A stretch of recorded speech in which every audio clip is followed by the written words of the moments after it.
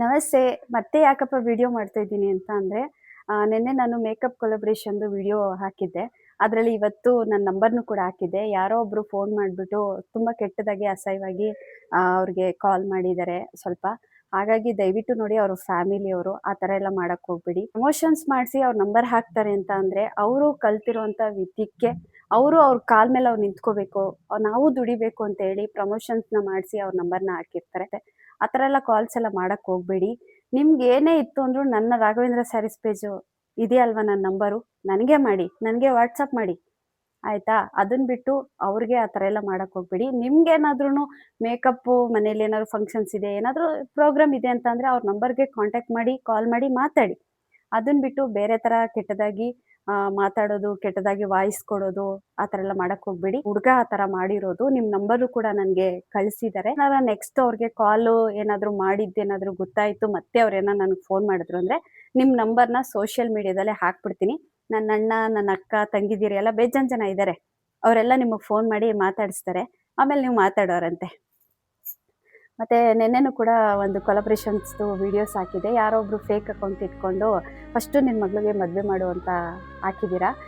Fake account ಇಟ್ಕೊಂಡು ಅದೇನೋ ಅಂತಾರಲ್ಲ, ಆ ಥರ ಎಲ್ಲ ಇಟ್ಕೊಂಡು ಮೆಸೇಜ್ ಹಾಕೋದಲ್ಲ. ತಾಕತ್ತು ದಮ್ಮಿದ್ರೆ ನನ್ನ ಮುಂದೆ ಬಂದು ಮಾತಾಡಬೇಕು. ನನ್ನ ಮಗಳಿಗೆ ಮದುವೆ ಮಾಡ್ತೀನೋ ಬಿಡ್ತೀನೋ ಅದನ್ನು ನನಗೆ ಬಿಟ್ಟಿತ್ತು ಆಯಿತಾ. ನಿಮಗೇನಾದರೂ ಅಷ್ಟು ಪ್ರೀತಿ ಕನಿಕರಣ ಇದ್ದರೆ ನನಗೊಂದು 50 ಲಕ್ಷ ಹಾಕಿ. ನನ್ನ ಪ್ರೀತಿ ಮಾಡೋರ್ನೆಲ್ಲರನ್ನೂ ನಾನು ಕರಿಬೇಕು. ಯಾಕೆ ಅಂದರೆ ಇನ್ಸ್ಟಾಗ್ರಾಮಲ್ಲಿ 39,000 ಜನ ಇದ್ದಾರೆ. ನನ್ನ ಅಕ್ಕ, ತಂಗಿ, ನನ್ನ ಅಣ್ಣ, ತಮ್ಮ ಎಲ್ಲರೂ. ಮತ್ತು ಯೂಟ್ಯೂಬಲ್ಲಿ 4,74,000 ಜನ ಇದ್ದಾರೆ. ಇವ್ರನ್ನೆಲ್ಲರನ್ನೂ ಕರೆದು ನಾನು ಊಟ ಹಾಕಬೇಕಲ್ವ, ನನ್ನ ಮಗಳು ಮದುವೆಗೆ ಕರಿಬೇಕಲ್ಲ. ಇವನ್ನೆಲ್ಲ ಕರಿಬೇಕು ಅಂದರೆ ನನಗೂ ದುಡ್ಡು ಬೇಕು, ಮತ್ತು ಬೇರೆ ಬೇರೆ ಖರ್ಚುಗಳಿರುತ್ತಲ್ಲ. ಸದ್ಯಕ್ಕೆ ಒಂದು 50 ಲಕ್ಷ ಹಾಕಿ ಸಾಕು. ನನ್ನ ಅಕೌಂಟ್ ನಂಬರನ್ನ ಕಳಿಸ್ತೀನಿ. ಕಮೆಂಟ್ ಹಾಕೋದು ಮುಖ್ಯ ಅಲ್ಲ, ಕಮೆಂಟ್ ಹಾಕೋದು ಮುಖ್ಯ ಅಲ್ಲ. ಆ ಕಮೆಂಟ್ ಹಾಕ್ತೀನಿ ಅನ್ನೋಕ್ಕೆ ಮುಂಚೆ ಯೋಚನೆ ಮಾಡಿ ಆಯಿತಾ. ನೀವು ಯಾರು ಏನು ಅಂತ ನಮಗೆಲ್ಲ ಚೆನ್ನಾಗಿ ಗೊತ್ತಿರುತ್ತೆ. ನೀವು ಯಾರು ಅಂತ ನಮಗೆ ಗೊತ್ತಿಲ್ವಾ? ಯಾಕೆಂದರೆ ರಿಯಲ್ಲಾಗೇ ನೀವು ಬೇರೆಯವ್ರ ಜೊತೆನೇ ಹೇಳಿದ್ದೀರಾ. ಇನ್ನು ಮಗಳಿಗೆ ಮದುವೆ ಮಾಡೋಕ್ಕಾಗಿಲ್ಲ, ಮನೇಲಿ ಇಡ್ಸ್ಕೊಂಡು ಕೂತಿದ್ದಾರೆ ಅಂತ. ನನ್ನ ಮಗಳಿಗೆ ಮದುವೆ ಮಾಡ್ತೀನೋ ಬಿಡ್ತೀನೋ ಅದು ನನಗೆ ಬಿಟ್ಟಿದ್ದು. ಅವ್ರ ತಾಯಿನ ಸಾಕ್ಕೊಂಡು ಹೋಗ್ತಿದ್ದಾಳೆ, ಇನ್ನೂ ಮನೇಲಿದ್ದಾಳೆ ಅಂತ ಹೊಟ್ಟೆ ಉರಿ ಪಡಬೇಡಿ. ಯಾಕೆ ಅಂದರೆ ನನ್ನ ಮಗಳು ಓದಿದ್ದು ಒಂದು ಲೈಟ್ ಕಂಬದ ಕೆಳಗಡೆ. ಅವಳು ಕರೆಂಟ್ ಇಲ್ಲದೆ ಇರೋ ಮನೇಲಿ ನಾವು ಜೀವನ ಮಾಡಿದಾಗ ನನ್ನ ಮಗಳು ಕೂತ್ಕೊಂಡು ಲೈಟು ಕರೆಂಟ್ ಕಂಬದ ಬೆಳಕಿಂದ ಅವಳು ಓದಿದ್ದು. ಅವತ್ತು ಕಷ್ಟಪಟ್ಟಿದ್ದಕ್ಕೆ, ಅವಳು ಕಷ್ಟಪಟ್ಟು ಓದೋದಕ್ಕೆ ಇವತ್ತು ಅವಳ ಕಾಲ ಮೇಲೆ ಅವಳು ನಿಂತ್ಕೊಂಡಿದ್ದಾಳೆ. ಅವಳ ಕಾಲ ಮೇಲೆ ಅವಳನ್ನ ನಾನು ನಿಲ್ಲಿಸಿದ್ದೀನಿ. ಅವಳ ದುಡಿಮೆ ಅವಳು ಮಾಡ್ಕೊತಿದ್ದಾಳೆ.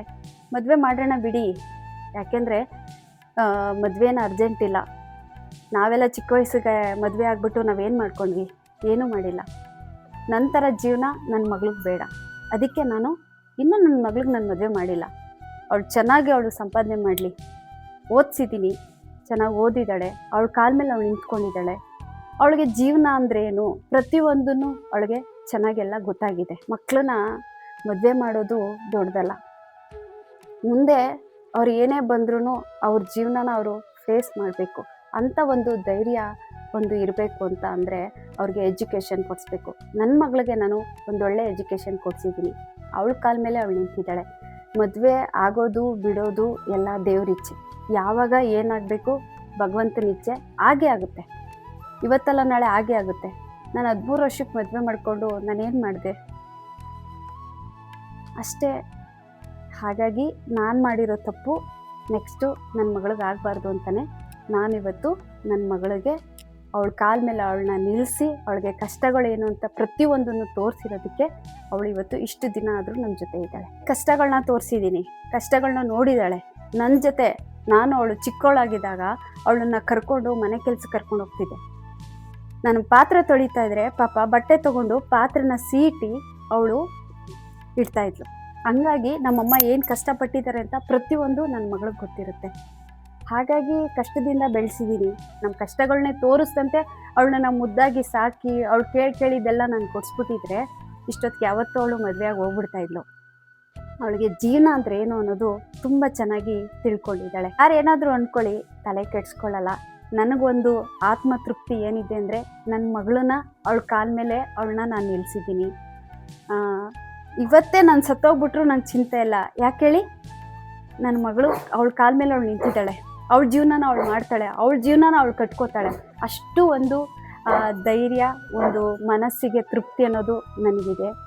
ಹೆಣ್ಮಕ್ಳುಗಳಿಗೆ ಆ ಥರ ಬಿದ್ದು ಬೇಗ ಮದುವೆ ಮಾಡೋಕ್ಕೆ ಹೋಗ್ಬೇಡಿ. ಅವ್ರಿಗೆ ಎಜುಕೇಷನ್ ಕೊಡಿಸಿ. ಆ ಎಜುಕೇಷನ್ ಅನ್ನೋದಿತ್ತು ಅಂದರೆ ಎಲ್ಲಿ ಬೇಕಾದ್ರೂ ಜೀವನ ಮಾಡ್ಬೋದು, ಎಲ್ಲಿ ಬೇಕಾದ್ರೂ ಬದುಕ್ಬೋದು.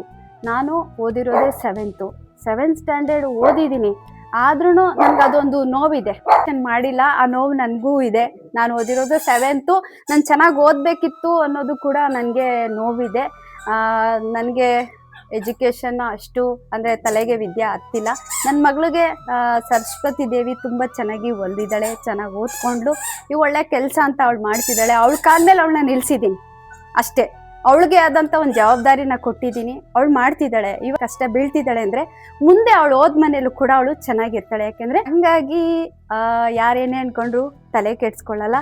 ಇದು ನನ್ನ ಜೀವನ, ನನ್ನ ಮಗಳಿಗೆ ಮದುವೆ ಮಾಡ್ತೀನೋ ಇಲ್ಲ ನನ್ನ ಮನೇಲಿ ನನ್ನ ಜೊತೆಲೇ ಇಡ್ಸ್ಕೊತೀನೋ ಅದು ನನಗೆ ಬಿಟ್ಟಿದ್ದು. ನೀವು ಇದ್ರ ಬಗ್ಗೆ ಎಲ್ಲ ತಲೆ ಕೆಡ್ಸ್ಕೊಬೇಡಿ. ಅಷ್ಟು ತಲೆ ಕೆಡ್ಸ್ಕೊತೀನಿ ಅನ್ನೋದಾದರೆ ಒಂದು ಕೆಲಸ ಮಾಡಿ, ನನ್ನ ಅಕೌಂಟ್ ನಂಬರ್ನ ಕಳಿಸ್ತೀನಿ, 50 ಲಕ್ಷ ಹಾಕ್ಬಿಡಿ, ಮದುವೆ ಕರಿತೀನಿ, ಬಂದು ಊಟ ಮಾಡಿಕೊಂಡು ಹೋಗ್ತಾಯಿರಿ. Thank you.